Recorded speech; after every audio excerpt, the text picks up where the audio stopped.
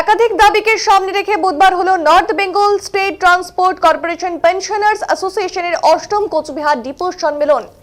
এদিন কোচবিহার শহরে NBSTC recreation ক্লাবের সভাকক্ষে এই সম্মেলনের উদ্বোধন করেন সিআইটিইউ কোচবিহার জেলা সম্পাদক জগৎজ্যোতি দত্ত। সম্মেলনের সাফল্য কামনা করে বক্তব্য রাখেন north Bengal state transport employees ইউনিয়নের সাধারণ সম্পাদক গৌতম কুণ্ডু, সংগঠনের কেন্দ্রীয় কমিটির নেতা শ্যামাপদ অধিকারী, প্রহ্লাদ ভৌমিক, সংগঠনের কোচবিহার জেলা সম্পাদক মোহনবাসী বর্মন প্রমুখ।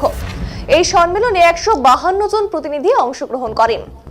সম্পাদকীয় প্রতিবেদন পেশ করেন রমেন্দ্র গুপ্ত চৌধুরী। পেশ করা হয় প্রতিবেদনের উপর আলোচনায় অংশ নেন 12 জন প্রতিনিধি। সংগঠনের নেতা রমেন্দ্র গুপ্ত চৌধুরী এদিন বলেছেন যে উত্তরবঙ্গ রাষ্ট্রীয় পরিবহন সংস্থার পেনশন বাবদ রাজ্য সরকারের দেওয়া অর্থ রাজ্য বাজেটের অন্তর্ভুক্ত করা, রাজ্য সরকারি পেনশনারদের ন্যায় এই সংস্থার পেনশনারদের উৎসব প্রদান দেওয়ার ব্যবস্থা, প্রাপ্য মাসিক পেনশন মাসের প্রথম দিন দেওয়ার সুনিশ্চিতকরণ, রাজ্য সরকারের স্বাস্থ্য বীমা 2008 প্রকল্পে এই সংস্থার পেনশনারদের অন্তর্ভুক্তিকরণ, সংস্থার সমস্ত কন্ট্রাকচুয়াল কর্মীদের স্থায়ীকরণ করা, কর্মকালীন মৃত কর্মীর পোষ্যদের সংস্থার নিয়োগের ক্ষেত্রে অগ্রাধিকার দেওয়া সহ একাধিক দাবিকে সামনে রেখেই এদিনের এই সম্মেলন বলে তিনি জানিয়েছেন।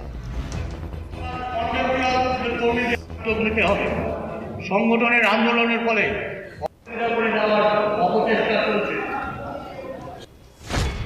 North Bengal state transport corporation pensioner অ্যাসোসিয়েশনের অষ্টম কুচবিহার ডিপো সম্মেলন আজকে অনুষ্ঠিত হচ্ছে।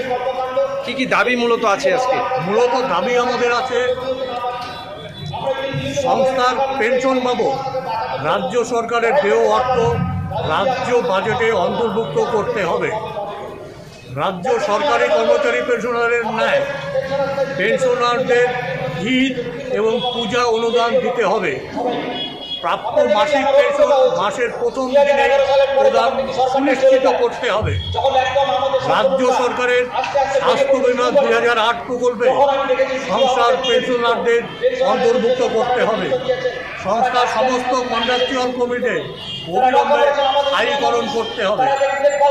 মৃত কর্মকালীন অবসর পোষ্যদের অবিলম্বে নিয়োগ করতে হবে। মূলত দাবি হলো এগুলাই, এই নিয়ে আমাদের আন্দোলন করছি। সমস্ত সংস্থার